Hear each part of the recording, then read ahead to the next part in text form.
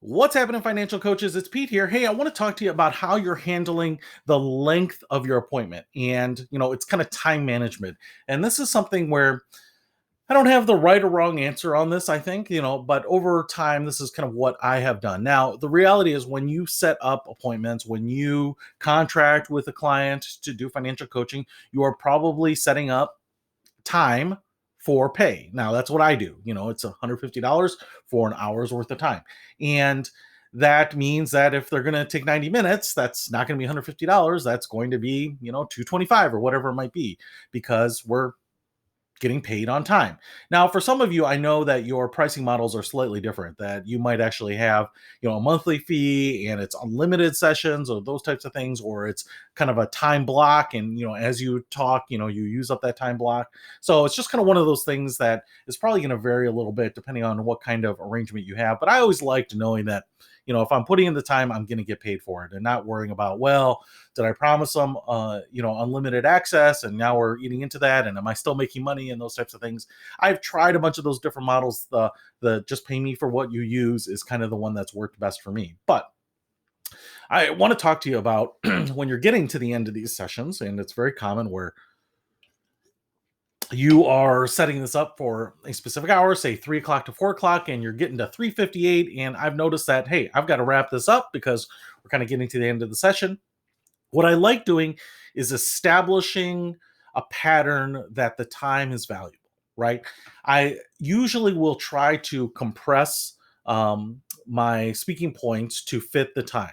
That might mean that I don't get to everything that I want to get to. And sometimes it doesn't mean the client gets to everything they want to. I have certainly had, the first sessions where it's an hour of just the client talking, or even I've even budgeted an hour and a half for those sometimes. And it's all just kind of a download from the client, the history, exploring their values, getting more information, doing an inventory of their debts and their assets and all that kind of stuff. Especially on the first session, it can take a little while to, not only get that information, but also establish that rapport and let them know that you're with them and that you're an expert and that you have the skills, to work with them on their particular problem. And so those can be a little longer.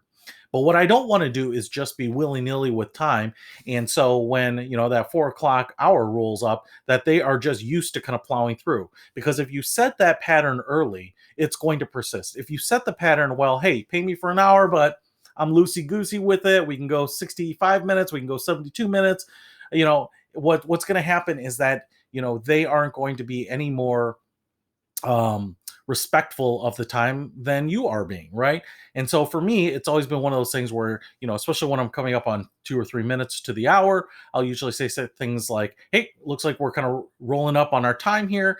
So what I want to do is kind of or recap some of the things that we talked about that you're going to work on or you're going to take care of. Does that sound good? And then, I don't obsess about closing the meeting off right on the minute, but especially if I've had another session scheduled, what I will do is, even a couple minutes, I can fudge that a little bit. And I usually always explain that if I'm a little late to my next session, that, hey, the previous session ran a little long. It's something I try not to do, especially if I have an adjacent session. I'm usually much more strict about that time. I will usually try to watch the clock to say, hey, we're 4 or 5 minutes out. I want to give them a warning now so that we can kind of get through things. Because if we still end even early, 2 or 3 minutes early, great. Gives me a little time to do some notes and kind of be early for my next session. Now, one of the things that I wanted to discuss here is that I am not overly strict about my times either. And what I will say is that I think it takes some judgment here because there are really two categories of interactions that I have with clients.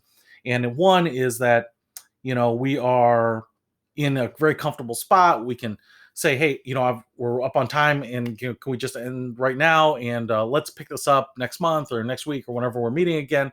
And sometimes just putting a pin in what you're talking about and picking it up the next time is not going to be a problem. Some clients have no problems with that. Sometimes I've been working with people a long time. There just is an urgency to the things that's not a problem and we can stop right on the dime. Some clients, need a little bit of warning. And so I will, try to give that to them, a few minutes or whatever, but we're going to stop right on time. I would say the other type of client is where we are right in the middle of something important. and the time is rolling up on us, and maybe we have spent the other 45, 50 minutes kind of getting to this point where now we're really making a breakthrough. And this is going to be the tough one because you just don't know when those are going to be. You don't know if that's going to be in the first minute. You don't know if it's going to be the 55th minute. And if you have 60 minutes budgeted for it and you are right in this critical moment where you're making a breakthrough, where they are revealing something, or they're talking about something, or they are admitting something, or they are recognizing something, or maybe they are just having an emotional crisis, or maybe they are opening up in a way that, is going to be hard to replicate again.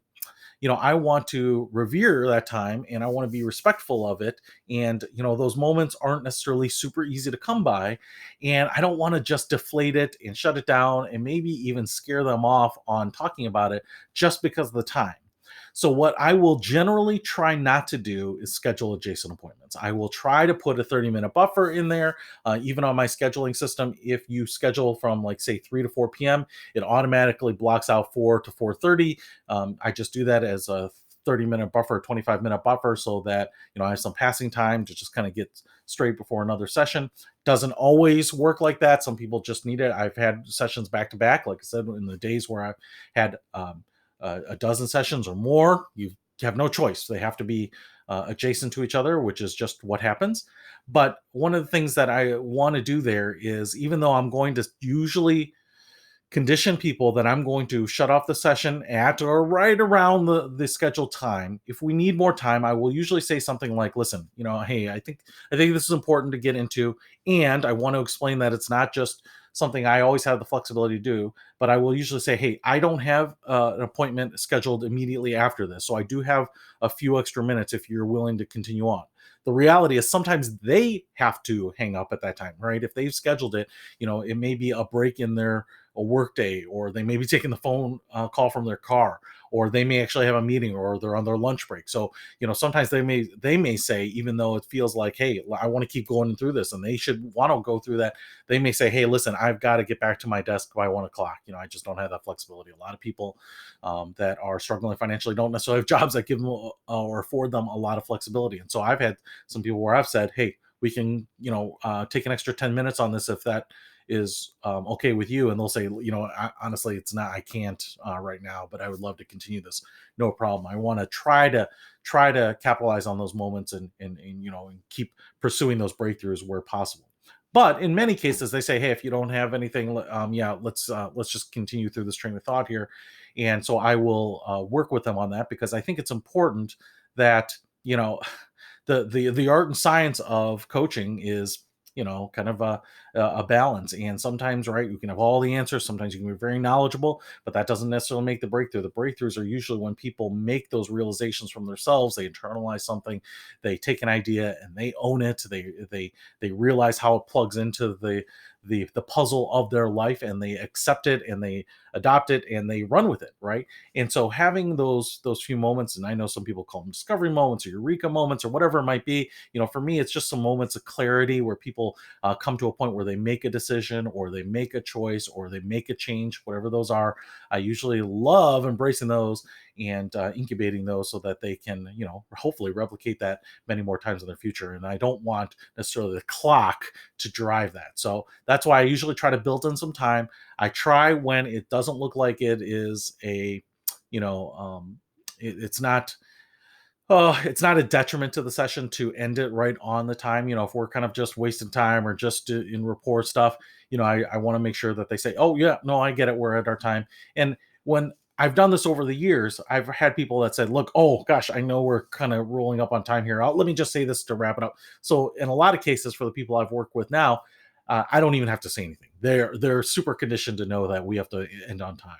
But for those few opportunities where there is an opportunity to maybe make a breakthrough, with just 5 more minutes or 10 more minutes or 15 more minutes, I usually like trying to build that in, and then I will usually offer that up if I see that there's that value in it. So, that's how I handle time and appointments. It's something to think about, especially when you're scheduling more so than anything else. But just, how much do you want to manage your client's expectations, that time is kind of rigid, but then also give yourself an out if you have an opportunity. That's it. Talk to you later.